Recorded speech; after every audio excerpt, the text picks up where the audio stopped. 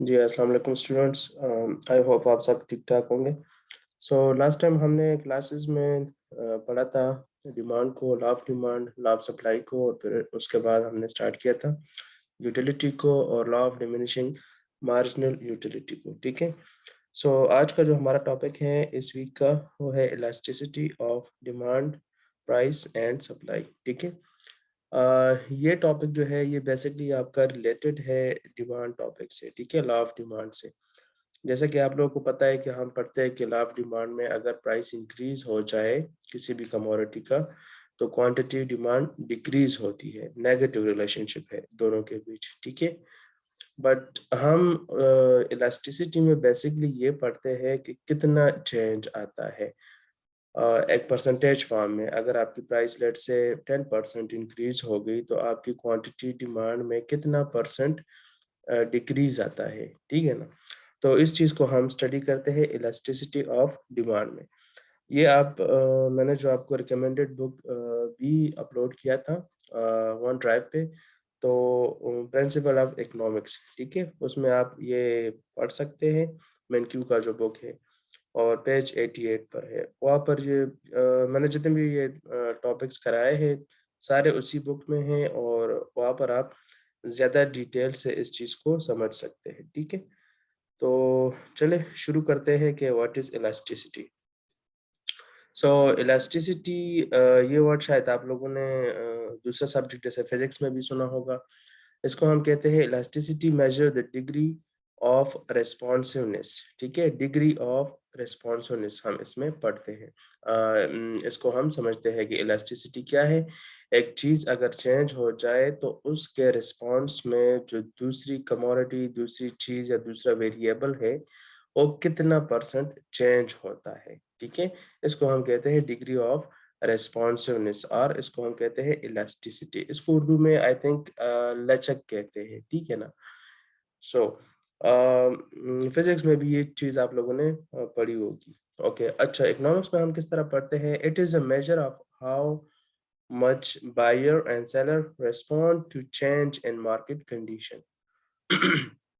इसका मतलब है कि किस तरह एक बायर या सेलर मार्केट कंडीशन को रिस्पॉन्स करता है। अच्छा, अब मार्केट कंडीशन का क्या मतलब है? मार्केट कंडीशन का मतलब है कि मार्केट में अगर डिमांड चेंज हो जाए, क्वांटिटी डिमांड लोगों की तरफ से इंक्रीज हो जाए या डिक्रीज हो जाए, तो इस सिनेरियो में अगर लोगों की तरफ से डिमांड कम या ज़्यादा होता है तो प्रोड्यूसर किस तरह रिस्पॉन्स करता है, और दूसरे केस में अगर मार्केट में प्राइस इंक्रीज या डिक्रीज हो जाता है तो फिर कस्टमर या कंज्यूमर किस तरह रिस्पॉन्स करते हैं, ठीक है ना?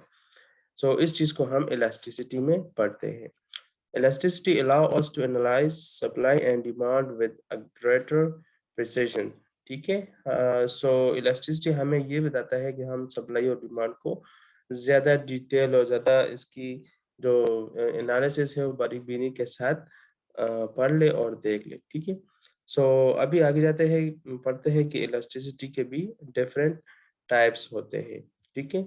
और डिफरेंट पर्सपेक्टिव से हम इसको पढ़ते हैं कि प्रोड्यूसर के लिए किस तरह इलास्टिसिटी का टॉपिक है या इसको हम किस तरह मेजर करते हैं, और कंज्यूमर के लिए कैसा है, ठीक है? So the next one is price elasticity of demand, ठीक है? प्राइस इलास्टिसिटी ऑफ डिमांड ये क्या है? So price elasticity of demand देखिए, जिस तरह ये नाम से ज़ाहिर है, एक तरफ है प्राइस, दूसरी तरफ है डिमांड। सो प्राइस में चेंज की वजह से क्वांटिटी डिमांड कितना चेंज होता है, इसको हम कहते हैं प्राइस इलास्टिसिटी ऑफ डिमांड, ठीक है? सो अगर इसकी डेफिनेशन हम पढ़ लें, सो price elasticity of demand is the percentage change in quantity demand given a percentage change in price, के क्वांटिटी डिमांड में कितना परसेंट चेंज आता है due to percentage change in price. Like price में अगर लेट्स से हम कहते हैं कि प्राइस में 10% इन चेंज आ गया, ठीक है, 10% प्राइस इंक्रीज हुआ, ठीक है। सो इसके रिस्पॉन्स में जो क्वांटिटी डिमांड है वो कितनी परसेंट चेंज हो जाती है, आया वो भी 10% इंक्रीज या डिक्रीज हो जाती है, या वो 5% इंक्रीज या डिक्रीज हो जाती है, तो इस चीज़ को हम स्टडी करते हैं प्राइस इलास्टिसिटी ऑफ डिमांड में, ठीक है। डिग्री ऑफ रिस्पॉन्सिवनेस और परसेंटेज फॉर्म में हमें बताता है प्राइस इलास्टिसिटी ऑफ डिमांड। ये इसकी पहचान आपको आसानी के साथ यहाँ से समझ आ जाएगी, ठीक है, कि जब इसका जो नाम होता है, जैसे कि अब ये प्राइस इलास्टिसिटी ऑफ डिमांड है, इसके बाद इनकम इलास्टिसिटी ऑफ डिमांड है, तो आप लोग आसानी से इसको पहचान सकते हैं कि अगर इनकम और डिमांड का वर्ड आया है, इट्स मीन कि इनकम की वजह से डिमांड में कितना चेंज आता है, और अगर ये प्राइस है, तो प्राइस इलास्टिसिटी ऑफ डिमांड का मतलब है कि प्राइस की वजह से प्राइस की वजह से क्वांटिटी डिमांड में कितना परसेंट चेंज आया है, इसको हम कहते हैं प्राइस इलास्टिसिटी ऑफ डिमांड, ठीक है। लॉ लॉ ऑफ डिमांड में हम डायरेक्टली वहाँ पर हम वैल्यूज़ असाइन करते हैं ना, प्राइस इतना चेंज हुआ, हाइपोथेटिकल वैल्यू होती है और क्वांटिटी डिमांड इतनी चेंज होती है। मैंने वहाँ पर भी आपको कहा था कि हम जो वैल्यूज़ में जंप्स लगाते हैं ना 8, 6, 4, 2, वो अपने आसानी के लिए इस तरह करते हैं। बट ये जो है प्राइस इलास्टिसिटी ऑफ डिमांड, ये हमें एग्ज़ैक्टली सेम वैल्यूज़ बताती है और परसेंटेज फॉर्म में ये किस तरह चेंज हुआ है, क्वांटिटी डिमांड प्राइस के एज a रिस्पॉन्स, ठीक है। Okay, it is a measure of how much quantity demand of a good response to a change in the price of that goods, ठीक है। ये वही बात है जो अभी मैंने आपको बताया कि क्वांटिटी डिमांड किस तरह रिस्पॉन्स करती है प्राइस में चेंज की वजह से। अच्छा, अब इसके जो है डिटर्मिनेंट्स है, ठीक है, प्राइस इलास्टिसिटी ऑफ डिमांड के डिटर्मिनेंट्स है। अच्छा, और वो डिटरमिनेंट्स क्या है? कुछ चीज़ें हैं जिसमें जो क्वांटिटी डिमांड का रिस्पॉन्स है वो ज़्यादा भी हो सकता है, और कुछ चीज़ों में क्वांटिटी डिमांड का जो रिस्पॉन्स है वो कम भी हो सकता है, ठीक है? सो हम उसको पढ़ते हैं, determinants of price elasticity of demand. So the first thing is necessities versus luxuries, ठीक है?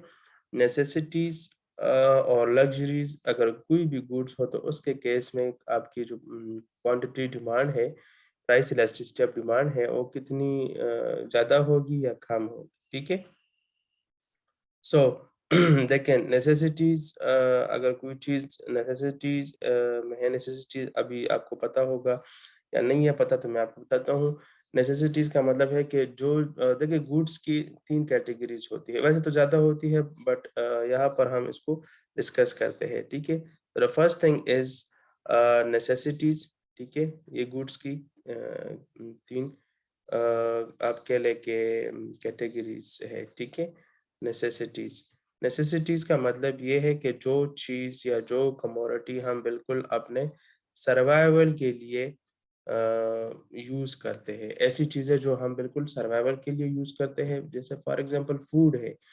अब फूड में व्हीट आता है, ठीक है? गंदम।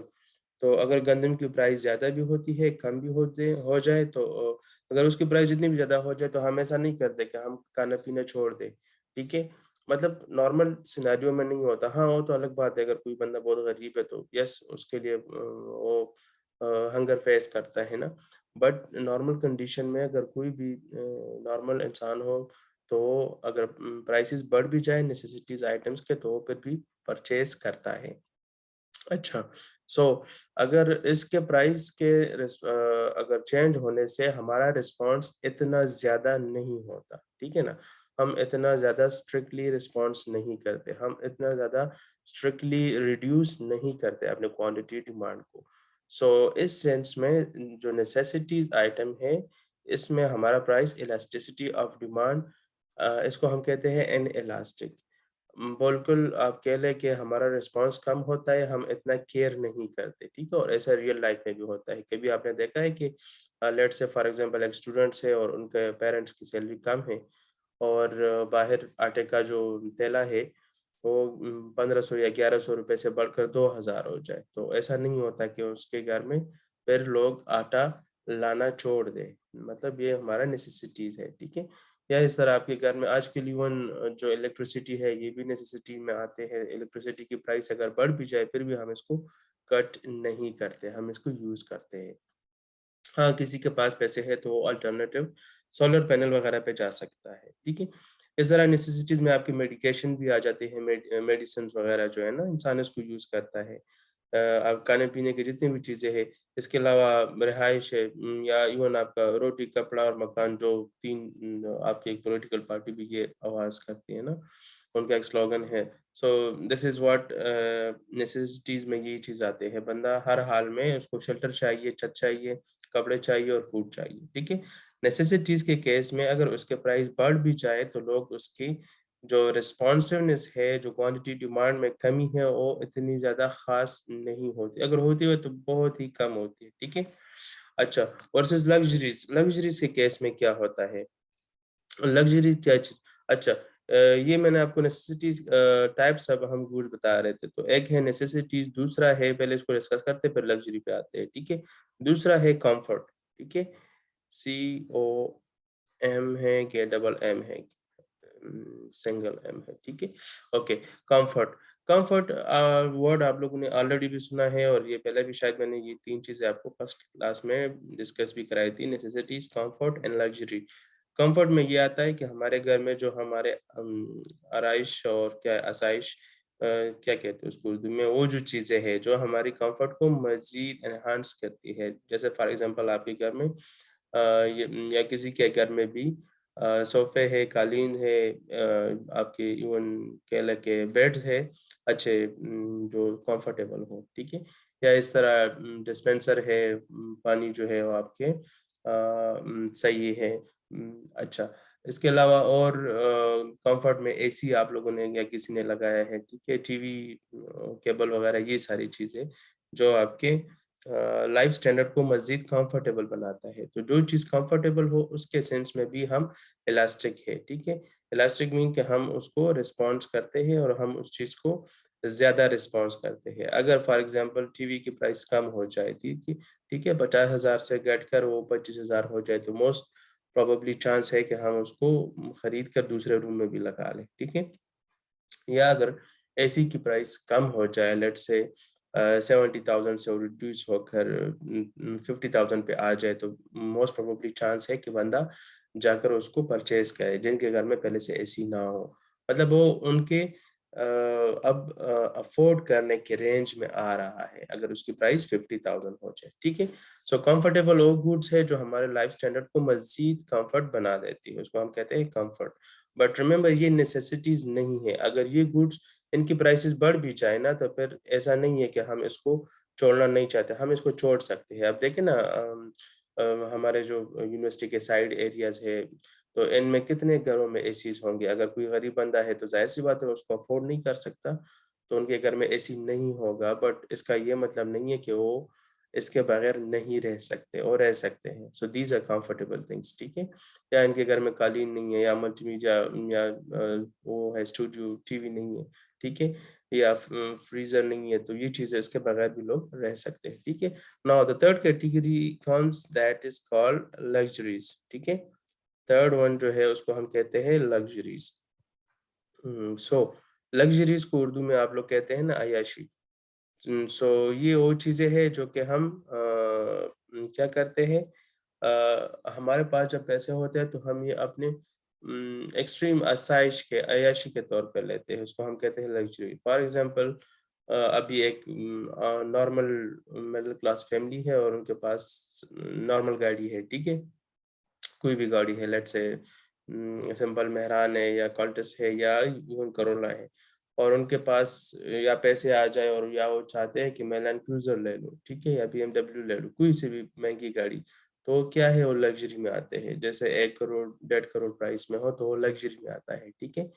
अच्छा, और या इस तरह हो सकता है कि आप जो है कोई भी अपने जो लेडीज़ है, ठीक है?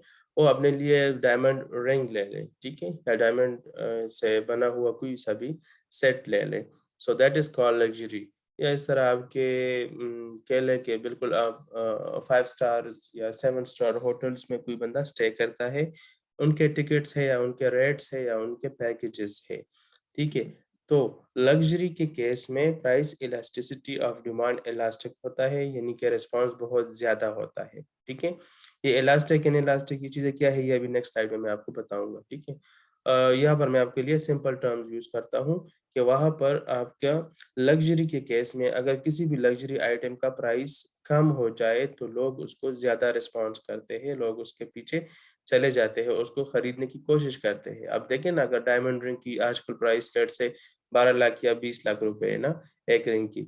तो अगर उसकी प्राइस फॉर एग्ज़ाम्पल 5-6 लाख रुपए हो जाए, तो बहुत ज़्यादा चांस है कि जो लोग पहले से गोल्ड खरीद रहे हैं, वो शायद अब 5-6 लाख रुपए में इसको परचेज़ करें, उसको अफ़ोर्ड कर सकते हैं। सर अगर बड़ी गाड़ी है, उसकी प्राइस 1 करोड़ रुपए थी और अभी वो घट कर 50 लाख रुपए हो जाए या 40 या 70 लाख या 60 लाख रुपए हो जाए, तो चांसेस है कि इस ब्रैकेट में भी कुछ ऐसे लोग होंगे जो इसको परचेज़ करना चाहेंगे, ठीक है?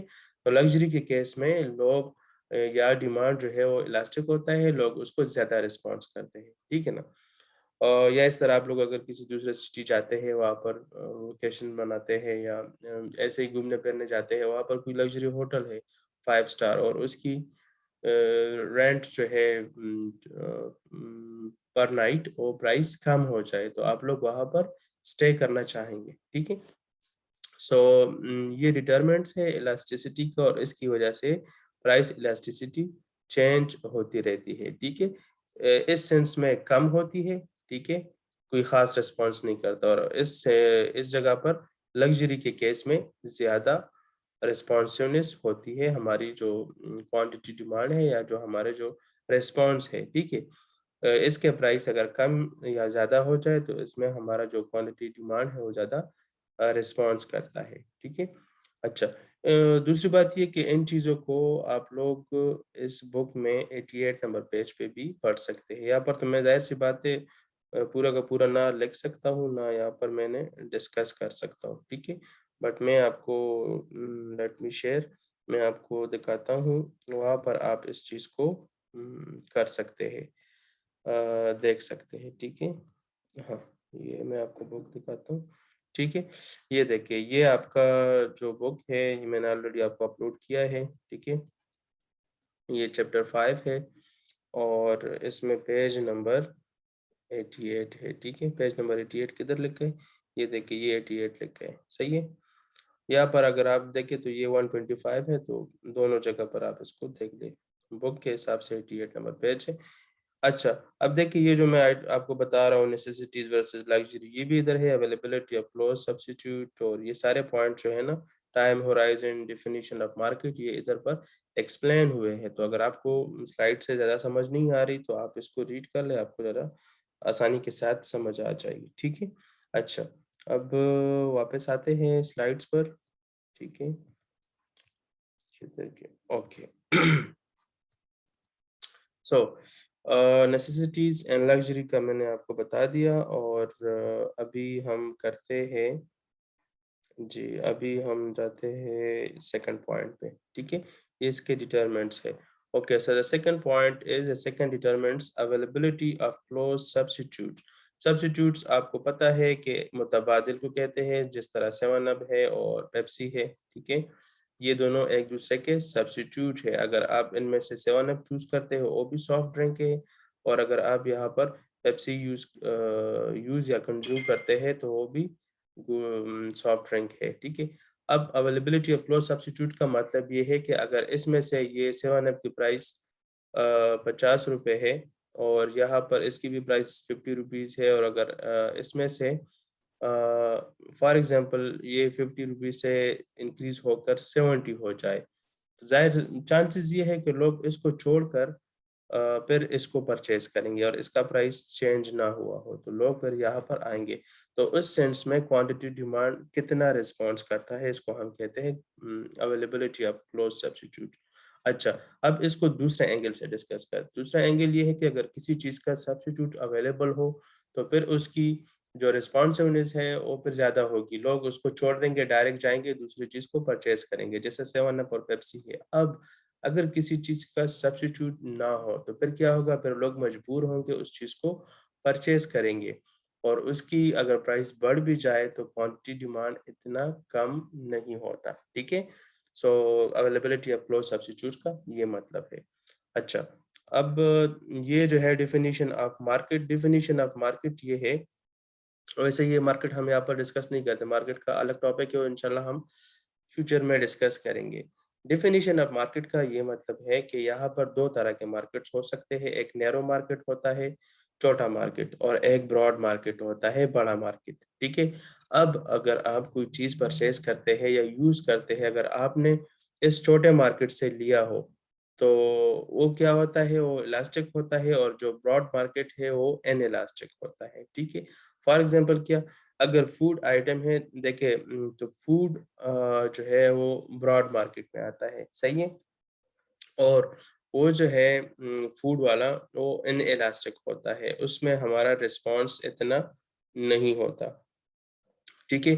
अब अगर आइसक्रीम है, तो आइसक्रीम नैरो मार्केट में आता है। कैसे? क्योंकि आइसक्रीम, इसमें डिफरेंट फ्लेवर्स है, डिफरेंट कंपनीज है। तो आइसक्रीम अगर लेट्स से वो वॉल्स की आइसक्रीम है, ठीक है, और या ओमोर की आइसक्रीम है वनीला फ्लेवर, ठीक है, और उसकी प्राइस इंक्रीज हो जाए, तो आप लोग ऐसा कर सकते हैं कि आप स्विच कर जाए, स्ट्रॉबेरी फ्लेवर पे आ जाए, या आप चॉकलेट पे आ जाए, या किसी भी और फ्लेवर पे आ सकते हैं।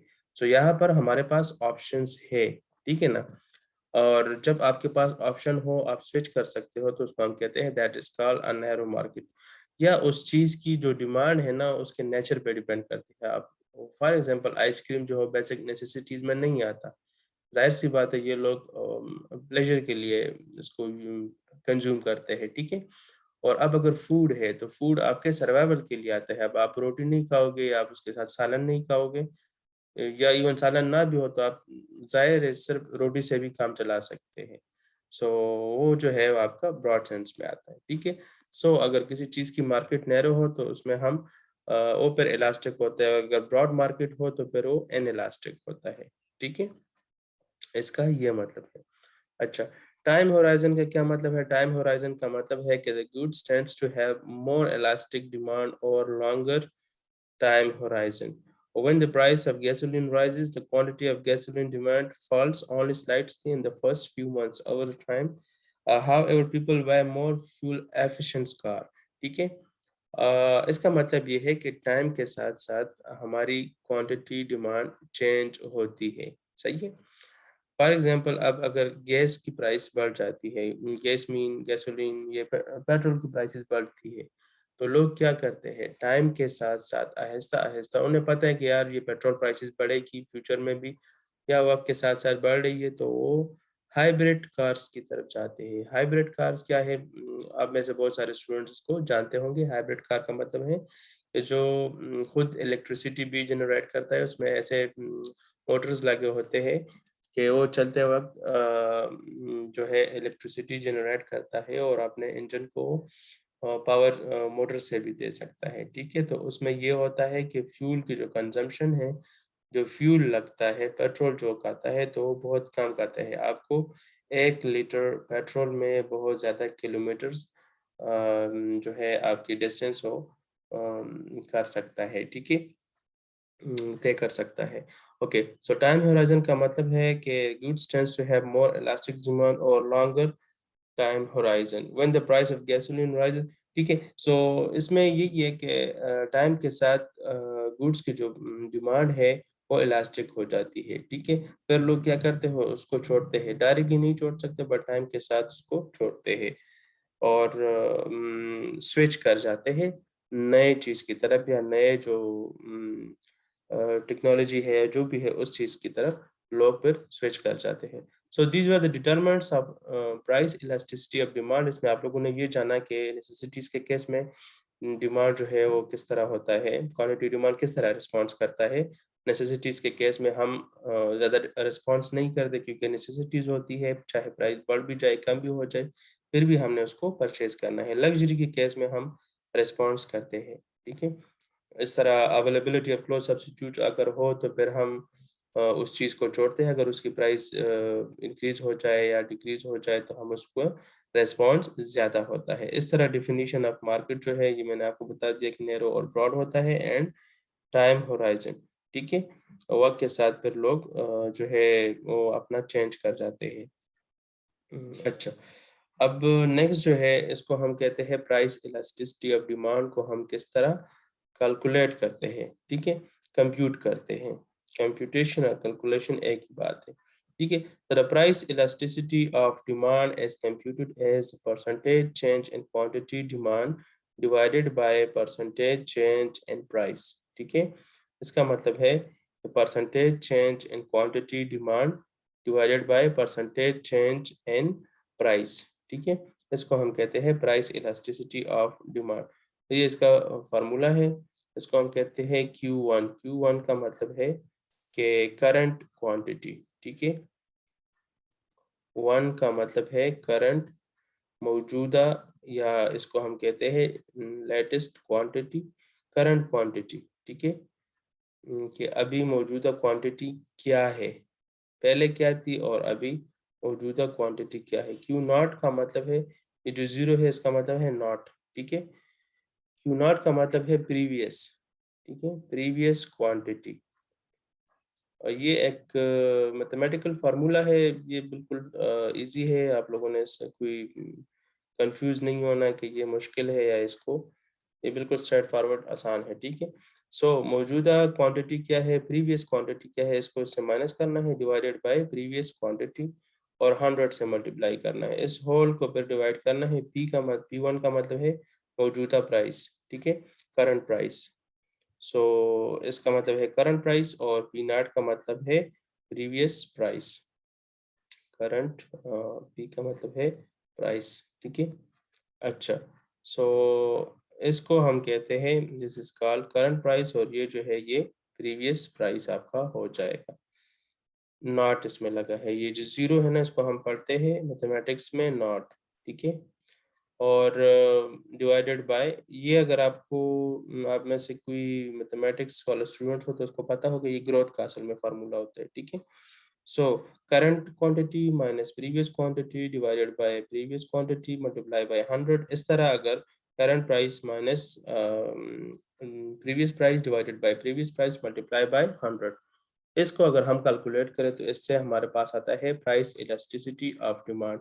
और प्राइस इलास्टिसिटी ऑफ डिमांड क्या है, it's a percentage change in quantity demand, ये परसेंटेज चेंज हो गया। ठीक है, ये जो टर्म है इसको हम कहते हैं percentage change in quantity demand divided by percentage change in price, ये परसेंटेज चेंज इन प्राइस हो गया। तो इसको हम कहते हैं प्राइस इलास्टिसिटी ऑफ डिमांड, और इसको हम इस तरह डिनोट करते हैं ई डी। और ये जो दो बार है ना इसको हम मैथमेटिक्स में कहते हैं एब्सोल्यूट। ठीक है, एब्सोल्यूट वैल्यू। एब्सोल्यूट वैल्यू का मतलब ये है कि अगर कोई भी वैल्यू है, लेट्स से मैं कहता हूँ कि -17 है, ये एक वैल्यू है, अगर इसको मैं एब्सोल्यूट बनाता हूँ तो मैं ये दो बार इस तरह लिखता हूँ और इसके अंदर इस 17 को लिखता हूँ, तो इसका मकसद ये होता है कि ये माइनस का जो साइन है ना ये खत्म हो जाए और ये प्लस हो जाए। So this is now positive 17%। ठीक है, अच्छा, सो ये परसेंट तो मैंने अपनी तरफ से लगाया, बट दिस इज नाउ ये इज 17 है। ठीक है, सो ये जो है इसको हम कहते हैं एब्सोल्यूट, ये दो बार्स है। तो इलास्टिसिटी ऑफ डिमांड, ये जितना भी इलास्टिसिटी का कॉन्सेप्ट है इसमें हमने नेगेटिव वैल्यूज को हमेशा पॉजिटिव बनाना है। ठीक है, सो और हम इसको डिनोट करते हैं ईडी से। सही है, अच्छा, so this was your price elasticity of demand, इसका ये फार्मूला है। इस पर एक सिंपल सा एग्जांपल भी करते हैं ताकि आप लोगों को समझ आ जाए कि percentage change in quantity demand due to percentage change in price क्या होता है। सही है, अच्छा, ये इसका जो है अपना price percentage change in quantity demand divided by percentage change in price, इसका ये जनरल फार्मूला है। ठीक है, ये आपके माइंड में होना चाहिए। देखिए ऊपर मैंने क्या लिखा है, percentage change in quantity demand, ये यहाँ से नाम से जाहिर है, मैंने आपको बताया ना स्टार्ट में प्राइस और डिमांड।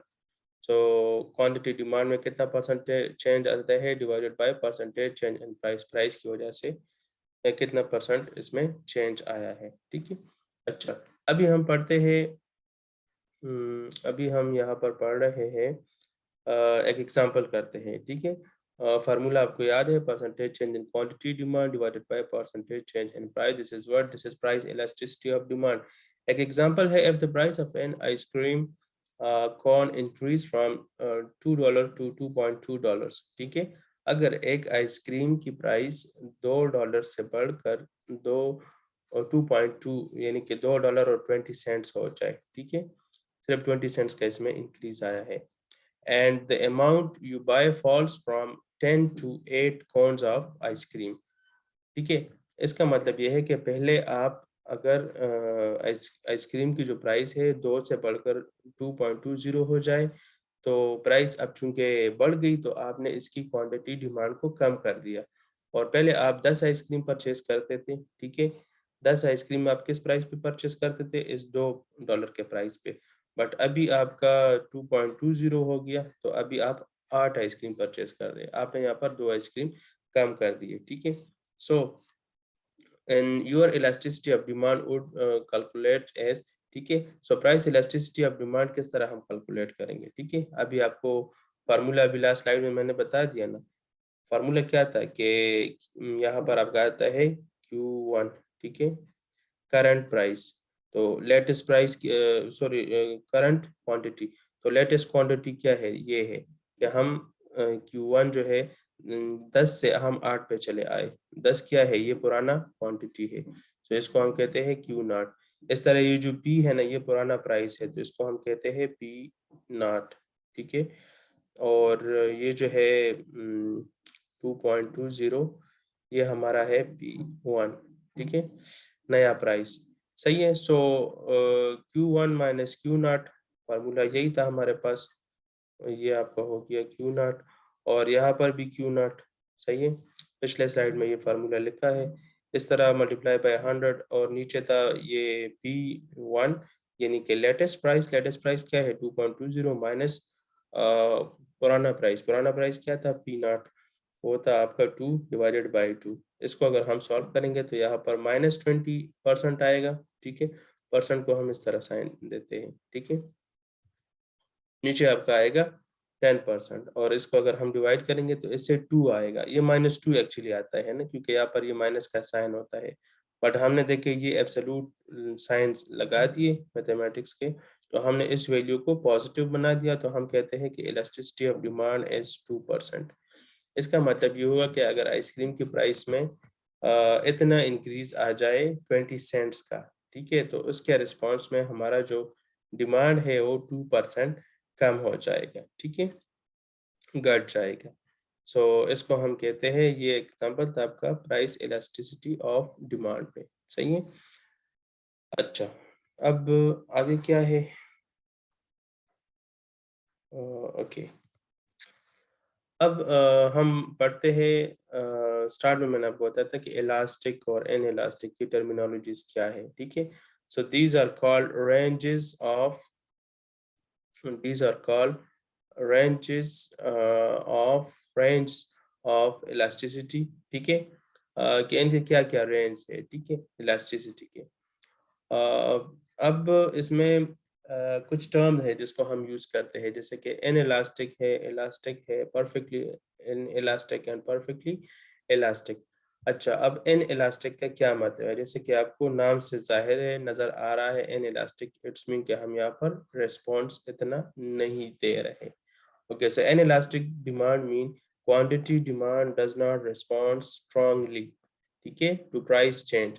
अगर किसी चीज के प्राइस में अगर किसी क्वांटिटी के प्राइस में इंक्रीज हो जाए या डिक्रीज हो जाए, तो हमारा जो क्वांटिटी डिमांड है वो हम इतना ज्यादा रिस्पॉन्स नहीं देते, उसको हम कहते हैं इन इलास्टिक डिमांड। हमारा जो रिस्पॉन्स होता है, लेट्स से किसी भी कमोडिटी के प्राइस में इंक्रीज आ जाए, तो उसके क्वांटिटी डिमांड को हम जो कम करते हैं वो इतना स्ट्रांग नहीं होता, हम थोड़ा सा बस कम कर देते हैं, तो इसको हम कहते हैं इन इलास्टिक डिमांड, ठीक है?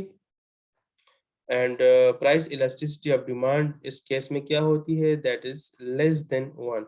इसको हम इस तरह इस कॉन्सेप्ट को डिनोट करते हैं कि elasticity of demand it should be less than 1, ठीक है? ये जो साइन है लेस देन, ये इसका मतलब है लेस देन, ये इधर जो क्वांटिटी होगी, ठीक है? सो इससे ये लेस होनी चाहिए। लेट्स से यहाँ पर x है, सो ये कम होनी चाहिए इससे, ठीक है? और इसका मतलब है ग्रेटर देन। अगर ये दो जो डॉट्स है ना, लेट्स से यहाँ पर z है, z is greater than x, ठीक है? सो इसका मतलब है elasticity of demand is less than what? इसको हम कहते हैं in elastic demand. In elastic demand ये होता है कि क्वांटिटी डिमांड स्ट्रांगली रिस्पॉन्स नहीं करती प्राइस में चेंज को, ठीक है? और इसकी एग्जांपल क्या है, पेट्रोल प्राइसेस है। अब पेट्रोल प्राइसेस अगर इंक्रीज भी हो जाए तो हम ऐसा नहीं करते कि हम अपना डिमांड बहुत ज़्यादा कम करें, बहुत ज़्यादा हम कम नहीं कर सकते। उसकी वजह क्या है, क्योंकि जो नेचर ऑफ गुड है, पेट्रोल जो है ये हमारे अब नेसेसिटीज़ में आता है, ठीक है ना? हम पेट्रोल के बगैर नहीं चल सकते। हम अगर ट्रैवलिंग करेंगे तो पेट्रोल हमने लाज़मी यूज़ करना है, ठीक है ना? इसमें हम सीएनजी इसलिए नहीं डिस्कस करते क्योंकि इंटरनेशनल लेवल पे सीएनजी नहीं है। ये तो जस्ट अब पहले थी बट अब नहीं है ना, अभी ख़त्म हो गई इंटरनेशनल लेवल पे। सो अगर देखिए बाहर जो आप लोग ट्रैवलिंग करते हैं, गाड़ियों में आते हैं यूनिवर्सिटी, अगर इसकी पेट्रोल की प्राइसेज़ अब देखें ना 160 या 150 है, इससे पहले 100 थी या 120 थी। तो अगर प्राइस बढ़ भी जाती है तो आप लोग ऐसा नहीं करते कि आप उसकी डिमांड को बिल्कुल कम कर दें, ठीक है? हाँ, ऐसा हो सकता है कि अगर किसी के पर्सनल घर में गाड़ी खड़ी हो और वो पहले ऐसे फ़िज़ूल घूमने-फिरने जाता हो, तो अब वो उसको कम कर सकता है। बट वो एक इंडिविजुअल स्मॉल लेवल पे है, उसको हम पूरे इकोनॉमी के लिए नहीं कह सकते, ठीक है? और वो भी गाड़ी को बिल्कुल खड़ा नहीं कर सकता। सो इनइलास्टिक डिमांड इसको कहते हैं कि हमारा रिस्पॉन्स कम हो। इस सेंस में elasticity of demand is less than 1, इसको हम डिनोट करते हैं कि जब ये हो 1 से कम हो हमारा रिस्पॉन्स, तो उसको हम कहते हैं इनइलास्टिक डिमांड। अच्छा, अब आगे क्या है इलास्टिक डिमांड? इलास्टिक क्या है? Quantity demand respond strongly to change in price. अब ये इसका उलट है, इनइलास्टिक का उलट है कि फॉर एग्जांपल अगर प्राइस में चेंज आ जाए, प्राइस इंक्रीज या डिक्रीज हो जाए, तो हम क्या करते हैं, हमारा जो क्वांटिटी डिमांड है वो भी उसी तरह रिस्पॉन्स करता है और ज़्यादा रिस्पॉन्स करता है, ठीक है? फॉर एग्जांपल अगर किसी चीज़ की प्राइस इंक्रीज हो जाए तो हम उसकी डिमांड फिर कम करते हैं, डायरेक्टली कम कर देते हैं, अच्छा खासा कम करते हैं। इस तरह अगर किसी चीज़ की प्राइस कम हो जाए तो हम डिमांड जो है वो ज़्यादा इंक्रीज कर जाते हैं, और हमारा जो रिस्पॉन्स है वो शार्पली होता है, स्ट्रांगली होता है, शार्पली होता है। फॉर एग्जांपल अगर एयरलाइन की टिकट्स कम हो जाए तो लोग क्या करेंगे? यस, लोग फिर बजाय ट्रेन के, बजाय बसेस के सफ़र करने में, लेट्स से आप यहाँ से कराची जाते हैं, लाहौर जाते हैं और उसकी प्राइस एयरलाइन की प्राइस कम हो गई, तो फिर हम क्या करेंगे? फिर हम उसकी तरफ जाएँगे और हम एरोप्लेन का टिकट जो है ना वो खरीदेंगे। तो वो जो है वो इलास्टिक डिमांड है। इलास्टिक डिमांड का मतलब ये है कि हम उस चीज़ को रिस्पॉन्स करते हैं और हम वहाँ पर जाते हैं स्ट्रांगली, हम उसको रिस्पॉन्स करते हैं, ठीक है? सो इसको हम कहते हैं इलास्टिक डिमांड, और इसमें इलास्टिसिटी ऑफ डिमांड जो है ED, this is greater than 1, ठीक है? Elasticity of demand is greater than 1 इस सेंस में। और यहाँ पर जो है इनइलास्टिक में यहाँ पर क्या था, elasticity of demand is less than 1, ठीक है? अच्छा, सो इलास्टिक डिमांड इनइलास्टिक का उलट है, यहाँ पर लोग स्ट्रांगली रिस्पॉन्स करते हैं, इनइलास्टिक में स्ट्रांगली रिस्पॉन्स नहीं करते। अब परफेक्टली इनइलास्टिक, अब यहाँ पर वर्ड आया है परफेक्टली, सो परफेक्टली का मतलब है कि बहुत ज़्यादा रिस्पॉन्स हो, ठीक है? या बहुत ज़्यादा रिस्पॉन्स ना हो। अब यहाँ पर परफेक्टली वर्ड है और यहाँ पर इनइलास्टिक है, सो इनइलास्टिक का मतलब ये है कि अब यहाँ पर रिस्पॉन्स नहीं होगा। अब देखिए, quantity demand does not respond to price changes, ठीक है? अगर किसी चीज़ की प्राइस इंक्रीज़ हो जाए और लोग उसके क्वांटिटी डिमांड को बिल्कुल भी रिस्पॉन्स ना करें, इग्नोर करें, ठीक है? तो उसको हम कहते हैं परफेक्टली इनइलास्टिक। हम कहते हैं कि लोग इस चीज़ की जो डिमांड है, उसने लोगों ने बिल्कुल भी कम नहीं की। तो इसको हम कहते हैं कि ये बिल्कुल परफेक्टली इनइलास्टिक है। और इसकी एग्ज़ाम्पल क्या है? इसकी एग्ज़ाम्पल है व्हीट प्राइसेस। अब देखिए ना, व्हीट जो है गंदम, हम क्या करते हैं, गंदम ज़ाहिर-सी बात है सर्वाइवल चीज़ है, हर एक इंसान इसको खाता है और हर एक फैमिली इसको यूटिलाइज़ करती है, कंज़्यूम करती है। सो अगर गंदम की प्राइस या आटे की तेल की प्राइस जो है ना वो इंक्रीज़ भी हो जाए, अभी मैंने आपको बताया, अगर इसकी प्राइस इंक्रीज़ भी हो जाए, तो ऐसा नहीं है कि आपके घर में फॉर एग्ज़ाम्पल आपके पेरेंट्स कहे कि अभी आप लोगों ने कम खाना है या आप लोगों ने आटा कम खाना है, ठीक है? इस तरह नहीं होता। सो ये परफेक्टली इनेलास्टिक है और इसका कोई असर नहीं है, ठीक है? सो ये था आपका इलास्टिक, इनइलास्टिक और परफेक्टली इनइलास्टिक। अच्छा, अब इससे नेक्स्ट जो है, नेक्स्ट क्या है? ओके, नेक्स्ट है perfectly elastic and per unit elastic. ठीक है, अब देखिए यहाँ पर दोबारा परफेक्टली का वर्ड आया है और परफेक्टली के साथ वर्ड जो दूसरा टर्म यूज हुआ है इसको हम कहते हैं इलास्टिक, परफेक्टली इलास्टिक। ठीक है, सो परफेक्टली इलास्टिक क्या है? क्वांटिटी डिमांड्स चेंज इन्फिनिटी, ठीक है, infinitely with any change in price. For example, the price of a pizza reduced to rupees 50, every student will tends to buy it. Perfectly elastic का मतलब ये है कि अगर किसी चीज के प्राइस में थोड़ा सा भी चेंज आ जाए, ठीक है, इंक्रीज हो जाए या डिक्रीज हो जाए। देखिए, अगर इंक्रीज हो जाता है तो आपको लाभ डिमांड तो पता है ना, अगर किसी चीज की प्राइस इंक्रीज हो गई तो क्वांटिटी डिमांड क्या होगी? कम होगी। और अगर किसी चीज की प्राइस कम हो जाए तो क्वांटिटी डिमांड ज्यादा होगी।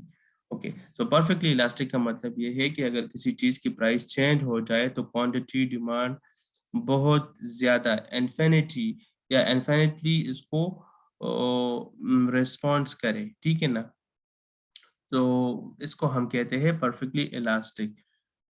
मतलब ये है कि किसी चीज़ की अगर लेट्स से एग्जांपल यहाँ पर मैंने जो दिया है कि अगर आपके जो यूनिवर्सिटी के कैंटीन है वहाँ पर पिज्ज़ा की प्राइस 50 रुपीज़ हो जाए ईच, ठीक है, तो क्या होगा कि अब हर एक स्टूडेंट्स ऑलमोस्ट चाहेगा कि मैं इसको परचेज करूँ, मैं इसको कंज्यूम करूँ, क्योंकि अब इसकी प्राइस उनके रेंज में आ रही है, ठीक है, और वो लोग ज़्यादा उस पे तो ऐसा भी हो सकता है कि आपकी यूनिवर्सिटी के अंदर जो कैफे वाला है, जो पिज्ज़ा वाला है, तो वहाँ पर डिमांड बहुत ज़्यादा होगा, ठीक है, इन्फिनिटी डिमांड होगा। वो लोग उसको फिर क्या कहें पूरा भी नहीं कर सकेंगे। ओके, सो इसको हम कहते हैं परफेक्टली इलास्टिक। और ऐसा हो सकता है, ठीक है, ये रियल लाइफ में इवन ये पॉसिबल है। हाँ, ऐसा है कि सिनेरियो बहुत कम होते हैं, शॉर्टर टाइम के लिए ऐसा हो सकता है। या इवन अगर आप लोग देखें ना, शॉपिंग के लिए जाते हैं तो वहाँ पर भी कुछ चीज़ें ऐसी होती हैं कि जिनकी प्राइसेस अगर कम हो जाए, या इवन जो जो ब्यूरेजेस है, ठीक है, या अगर कोई भी सॉफ्ट ड्रिंक है या इस तरह कुछ और चीज़ें हैं शॉपिंग मॉल में, अगर उनकी प्राइसेस कम हो जाए तो आप ऐसा कर सकते हैं, यस, आप लोग उसको ज़्यादा परचेज करते हैं, ठीक है ना। कोई भी उसमें ऑफ लग जाए तो वो परफेक्टली इलास्टिक होते हैं, क्योंकि आपको पता है कि इसमें बहुत ज़्यादा फायदा मिल रहा है, या अगर वो आपको बहुत ज़्यादा पसंद हो। अच्छा, अब इसके आगे जो एक आइडियल सिचुएशन है ना, उसको हम कहते हैं यूनिट इलास्टिक। यूनिट का वर्ड है तो यूनिट का वर्ड का मतलब ये है कि जितना परसेंट प्राइस में चेंज आता है उतनी परसेंटेज से क्वांटिटी डिमांड में भी चेंज आती है, सही है। So quantity demand change by the same percentage as the price, ठीक है। और यहाँ पर क्या होता है कि for example the price of banana और चिकन इंक्रीज और decrease, the response will be in the same ratio. For example अगर मार्केट में अगर कोई भी फ्रूट है या कोई भी चीज़ है, अगर उसकी प्राइस जिस रेशो के साथ इंक्रीज होती है तो उसी रेशो सेम रेशो के साथ उसकी क्वांटिटी डिमांड इंक्रीज या डिक्रीज होती है। इसको हम कहते हैं unit elastic. Unit elastic mean same ratio के साथ, ठीक है। फॉर एग्जांपल अगर 10% प्राइस इंक्रीज होती है चिकन की, तो अब 10% प्राइस इंक्रीज हो गया तो क्वांटिटी डिमांड को क्या होना चाहिए? 10% डिक्रीज होना चाहिए, ठीक है। सो इसको हम कहते हैं यूनिट इलास्टिक। यूनिट इलास्टिक बिल्कुल बराबर का, दोनों चीजें बराबर सेम रेशो के साथ इंक्रीज और डिक्रीज होते हैं। परफेक्टली इलास्टिक में क्या होता है कि अगर प्राइस में थोड़ा सा भी चेंज आ जाए तो रिस्पॉन्स जो है क्वांटिटी डिमांड का वो बहुत ज्यादा होता है, ह्यूज होता है, ठीक है। इसको हम कहते हैं प्राइस इलास्टिक। अच्छा, और जो परफेक्टली इनइलास्टिक है, परफेक्टली इनइलास्टिक का मतलब है कि अगर प्राइस में थोड़ा सा भी चेंज आ जाए तो क्वांटिटी डिमांड बिल्कुल भी इसमें रिस्पॉन्स ना करे। प्राइस चाहे ज़्यादा कम हो या ज़्यादा हो जाए फिर भी। अच्छा, अब ऐसा भी नहीं है, इसकी थोड़ा सा एक एग्जांपल देखिए, ये जो वीट प्राइसेस है, अगर आप वीट की प्राइस कम भी हो जाए तो फिर भी हम लोग उतना ही वीट खाते हैं जितना हम नॉर्मली खा सकते हैं। ऐसा नहीं है कि आपके घर में 10 तेले आ जाए वीट के क्योंकि इसके प्राइस कम हो गई, क्योंकि जाहिर सी बात है वो तो इंसान ज़्यादा तो नहीं खा सकता ना, जितना रूटीन है उसी से ही खाएगा। तो इसलिए इसका जो रिस्पॉन्स है क्वांटिटी डिमांड का वो बिल्कुल निल होता है, उसमें हम रिस्पॉन्स नहीं करते। और इलास्टिक और इन इलास्टिक का मैंने आप लोगों को ऑलरेडी बता दिया, ठीक है। अच्छा, अब प्राइस इलास्टिसिटी ऑफ डिमांड आप लोगों ने बहुत ये मैंने आपको काफी एक्सटेंसिवली पढ़ा दिया, ठीक है, कि प्राइस इलास्टिसिटी ऑफ डिमांड क्या है, इसके फिर रेंजेस। अच्छा, ये जो रेंजेस है ना, ये हर एक में होते हैं, प्राइस इलास्टिक या यूनिट इलास्टिक, ठीक है। हर एक का मतलब ये है कि अभी तो हमने जो पढ़ा वो प्राइस इलास्टिसिटी ऑफ डिमांड है, कि प्राइस में चेंज की वजह से इलास्टिसिटी ऑफ डिमांड, प्राइस में चेंज की वजह से क्वांटिटी डिमांड कितना रिस्पॉन्स करता है। अभी जो हम आगे पढ़ेंगे that is income elasticity of demand, कि इनकम में अगर चेंज हो जाए आ जाए तो उसमें उसके रिस्पॉन्स में क्वांटिटी डिमांड कितना चेंज होता है, ज्यादा या कम, ठीक है। अब लेक्चर के स्टार्ट में मैंने आपको बताया था कि इस जगह को आपने देखना है, इन वर्ड्स को देखना है, वहां पर प्राइस था तो प्राइस में चेंज की वजह से डिमांड में कितना आता है रिस्पॉन्स। अब यहाँ पर इनकम है तो इसका मतलब है कि किसी भी कंज्यूमर का जो इनकम है वो इंक्रीज हो जाए या डिक्रीज हो जाए तो उसके रिस्पॉन्स में क्वांटिटी डिमांड हमारा कितना चेंज होता है, इसको हम कहते हैं इनकम इलास्टिसिटी ऑफ डिमांड, ठीक है। Okay, so income elasticity of demand measures how much the quantity demand of a good responds to a change in consumers income, ठीक है, कि कंज्यूमर की अगर इनकम इंक्रीज होती है तो क्वांटिटी डिमांड में उसका कितना चेंज आता है। इस तरह अगर किसी कंज्यूमर की इनकम डिक्रीज होती है तो क्वांटिटी डिमांड पर कितना परसेंट चेंज आता है। इसका मतलब ये है कि देखिए अगर किसी स्टूडेंट्स के पेरेंट्स की इनकम ज्यादा हो जाती है, लेट्स से उसकी पहले इनकम 50,000 थी, अभी वो बढ़कर 70,000 हो रही है या 80,000, तो जाहिर सी बात है कि उनके घर में डिमांड जो है चीज़ों का वो बढ़ेगा, वो फिर ज़्यादा ऐसी चीज़ें परचेज करेंगे, ऐसी चीज़ें कंज्यूम करेंगे जो पहले वो अफोर्ड ना कर सकते हो, ठीक है ना। और ये चीज़ हम रियल लाइफ में भी देखते हैं कि जैसे ही इंसान के पास पैसे आता है तो वो अपने कंजम्पशन इंक्रीज करता है, ठीक है। घर के कंफर्ट के लिए दूसरी चीज़ें लेते हैं, अभी मैंने आपको तीनों कैटेगरीज बता दी है, नेसेसिटीज, कंफर्ट एंड लग्जरीज। तो हम लोग जाते हैं कंफर्टेबल चीज़ों पे, अगर कंफर्टेबल चीज़ें आपके घर में पूरे हो तो फिर बंदा लग्जरी चीज़ों पे जाता है, उसको परचेज करता है। अच्छा, और अगर कोई बंदा बिल्कुल लो या पुअर हो तो वो क्या करता है, नेसेसिटीज को पूरा करता है, ठीक है। सो मुख्तसर ये कि इनकम इलास्टिसिटी ऑफ डिमांड का मतलब है कि इनकम में चेंज की वजह से आपकी क्वांटिटी डिमांड पर कितना चेंज आता है, कितना परसेंट उसमें चेंज आता है, इसको हम कहते हैं income elasticity of demand. It is computed as a percentage change in quantity demanded divided by percentage change in income. देखिए बाकी फार्मूला और ये सारी चीजें एक जैसे हैं, जस्ट कॉन्सेप्ट भी, ये तीन कॉन्सेप्ट है, तीनों कॉन्सेप्ट सेम है, जस्ट नामों का फर्क है और आपने इसमें डिफरेंस आपको वाज़े तौर पर नजर आ रहा है। अब price elasticity of demand, price में चेंज की वजह से इलास्टिसिटी ऑफ डिमांड या क्वांटिटी डिमांड में कितना चेंज आ रहा है। इनकम इलास्टिसिटी ऑफ डिमांड का मतलब है कि इनकम में चेंज की वजह से क्वांटिटी डिमांड कितना चेंज हो रहा है, इसको हम कहते हैं इनकम इलास्टिसिटी ऑफ डिमांड, ठीक है। अच्छा, और इसका भी फार्मूला वही है कि percentage change in quantity demand divided by percentage change इन, ये देखिए इनकम इलास्टिसिटी ऑफ डिमांड जो है इसका भी फार्मूला वही है, income elasticity of demand that is percentage change in quantity demand divided by percentage change in income. अब percentage change in quantity demand का क्या मतलब है, वही फार्मूला है कि current minus previous divided by previous multiply by 100। यहाँ पर क्या है, क्वांटिटी डिमांड है तो वही आएगा ना, Q1 आएगा, ठीक है। एक मिनट, किधर गया, ओके।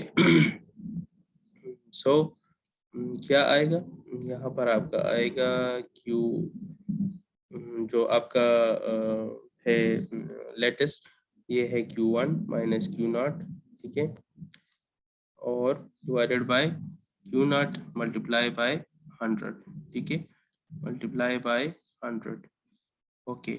और इस पूरे टर्म्स को हमने डिवाइड करना है। Percentage change in income, income के लिए आपको पता है कि हम सिर्फ आई यूज करते हैं ना, तो ये भी वही इसी इसी टर्म की तरह होगा कि लेटेस्ट इनकम क्या है आपके पेरेंट्स के, ठीक है, लेटेस्ट के लिए 1 यूज करते हैं, ठीक है। दिस इज 1, एक second, this is 1 minus this is Q naught. Q naught क्या होगा आपका, सॉरी क्यू नहीं, इनकम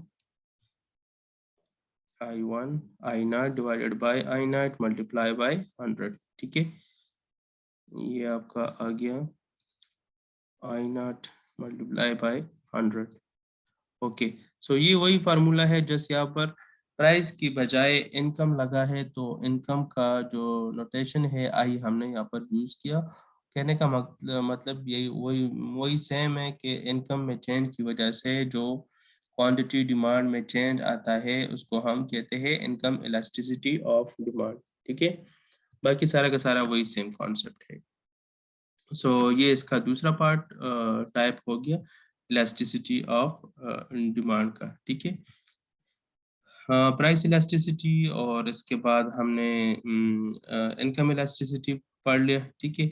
और अभी जो है ये है प्राइस इलास्टिसिटी ऑफ सप्लाई। देखिए अब जाहिर सी बात है सप्लाई में भी इस तरह चेंज आ सकता है, और ये लेक्चर के स्टार्ट में मैंने कहा कि किस तरह कंज्यूमर एंड प्रोड्यूसर रिस्पॉन्स करते हैं प्राइसेस में चेंज की वजह से। तो ये जो सप्लाई का टर्म आ गया है तो आप लोग के माइंड में डायरेक्टली ये आ गया होगा कि ये अब प्रोड्यूसर की बात हो रही है, ठीक है। अगर मार्केट में किसी भी कमोडिटी की प्राइस इंक्रीज या डिक्रीज हो जाए तो प्रोड्यूसर क्वांटिटी सप्लाई को किस तरह कितना परसेंट रिस्पॉन्स देता है, इसको हम कहते हैं प्राइस इलास्टिसिटी ऑफ सप्लाई, ठीक है। So what is price elasticity of supply? Price elasticity of supply is okay, supply is percentage change in quantity supply। आपको पता है कि क्वांटिटी सप्लाई कौन प्रोवाइड करता है, प्रोड्यूसर करता है। Percentage change in quantity supply resulting from a percentage change in price. इसकी भी बजाय आप लिख सकते हैं due to a percentage change in price, ठीक है। वही फार्मूला है कि मार्केट में percentage change in quantity supply due to percentage change in price, इसको हम कहते हैं इलास्टिसिटी ऑफ सप्लाई, ठीक है। और इसका जो ये है नोटेशन, इसको हम इस तरह लिखते हैं इलास्टिसिटी ऑफ डिमांड को ईडी लिखते हैं, इसको हम ईएस लिखते हैं, ठीक है। Price elasticity of supply is the percentage change in quantity supply due to percentage change in price, ठीक है। It's measure how much the quantity supplied of a good response to a change in its price और the price of that goods, ठीक है। इसका मकसद ये है कि फॉर एग्जांपल एक बंदा है, वो क्या करता है, उसके पास लेट्स से कौन सा प्रोडक्ट है, लेट्स से उसका बिजनेस है चिकन का, ठीक है। और वो क्या करता है, फार्म है उसका, चिकन जो बेचते हैं, ठीक है। मार्केट में चिकन की प्राइस कम हो गई तो लोग क्या करेंगे, लोग उसकी जाहिर सी बात है डिमांड ज्यादा करेंगे, ठीक है। अच्छा, या अगर मार्केट में चिकन की प्राइस बढ़ गई तो फिर क्या करेंगे लोग, तो लोग उसकी डिमांड कम करेंगे, but it's depend on the nature. अगर रमजान है तो फिर भी देखिए लोग उसको परचेज करते हैं। तो इस सिनारियो में जो प्रोड्यूसर है वो किस तरह अपने क्वांटिटी सप्लाई को इंक्रीज करता है या डिक्रीज करता है, इसको हम कहते हैं price elasticity of supply, just producer perspective से कि अगर मार्केट में किसी चीज की प्राइस बढ़ जाए तो क्या प्रोड्यूसर अपनी क्वांटिटी सप्लाई इंक्रीज करना चाहेगा, यस करना चाहेगा। लाभ सप्लाई में आप लोगों ने पढ़ा था ना कि प्रोड्यूसर चाहता है कि यार मेरे प्रोडक्ट्स की प्राइस ज्यादा हो ताकि मैं ज्यादा सप्लाई प्रोवाइड करूँ और वो फिर सेल करूँ, ठीक है। और इस तरह जिस चीज़ की प्राइस कम हो तो फिर वो उसको इतना खास रिस्पॉन्स नहीं देते, आल्दो वो भी फिर भी जाहिर सी बात उसने सप्लाई करना होगा, ऐसा नहीं है कि वो फिर स्टॉक करे, क्योंकि देखिए अगर आप कोई फ्रूट सेलर है तो वो इस तरह स्टॉक नहीं कर सकता, जाहिर है फिर फ्रूट खराब हो जाते हैं, ठीक है। या उसको कुछ ना कुछ तो कमाना है ना। So price elasticity of supply में क्या है कि हम percentage change of quantity supply देखते हैं, प्रोड्यूसर बिहेवियर को देखते हैं, और ये चीज हम तब देखते हैं कि कितना परसेंट चेंज आया है प्राइस में, तो इसको हम कहते हैं इलास्टिसिटी ऑफ सप्लाई। क्लियर है। सो ये सारे टॉपिक्स जो थे ये एक दूसरे के साथ इंटरकनेक्टेड है, ऑलमोस्ट इन सब की नेचर एक जैसी है, ठीक है। और ये इसका लास्ट पार्ट था, प्राइस इलास्टिसिटी ऑफ डिमांड। ठीक है, सो आज हमने इलास्टिसिटी ऑफ डिमांड पढ़ा।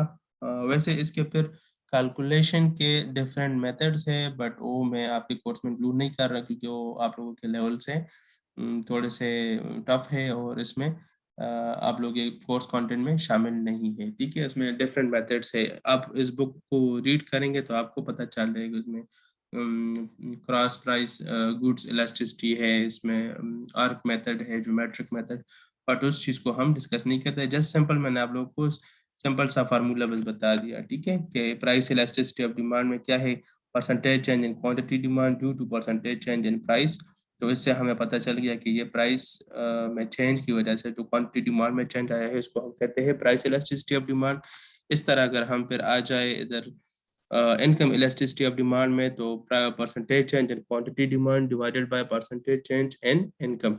इनकम में चेंज की वजह से क्वांटिटी डिमांड पर कितना असर पड़ता है, कितना चेंज आता है, उस रेशो को हम इनकम इलास्टिसिटी ऑफ डिमांड में जाहिर करते हैं या कैलकुलेट करते हैं। और इस तरह अगर प्रोड्यूसर की एंगल से हम देखें या पढ़ें, तो इसमें हम कहते हैं इलास्टिसिटी ऑफ सप्लाई। और इलास्टिसिटी ऑफ सप्लाई क्या चीज़ है कि percentage change in quantity supply due to percentage change in price.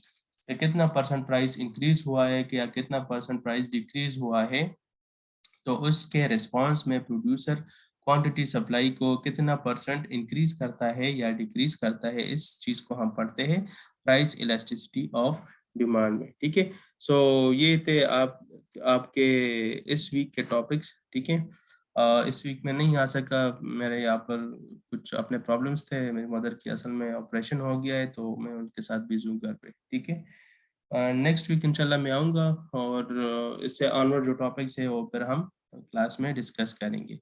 ये टॉपिक्स आप लोगों ने देखने हैं क्योंकि ये this is a part of your course, और ज़ाहिर सी बात है ये आपके मिड टर्म एग्जाम में भी इंक्लूडेड होंगे। ठीक है, अब इसको रीड आउट कर ले, लेक्चर को देख ले, स्लाइड्स में साथ में अपलोड कर लूँगा वन ड्राइव पे भी और इवन आपके व्हाट्सएप ग्रुप में भी क्लास के। ठीक है, और ये वीडियो जो है ये मैं अभी अपलोड कर रहा हूँ, शायद दोनों जगह पर होंगे, वन ड्राइव में भी और यूट्यूब पे भी, तो आप लोग इसको देख ले। ठीक है, चलिए ठीक है, इंशाल्लाह फिर नेक्स्ट क्लास में मुलाकात होती है। सही है, ओके, खुदा हाफिज़।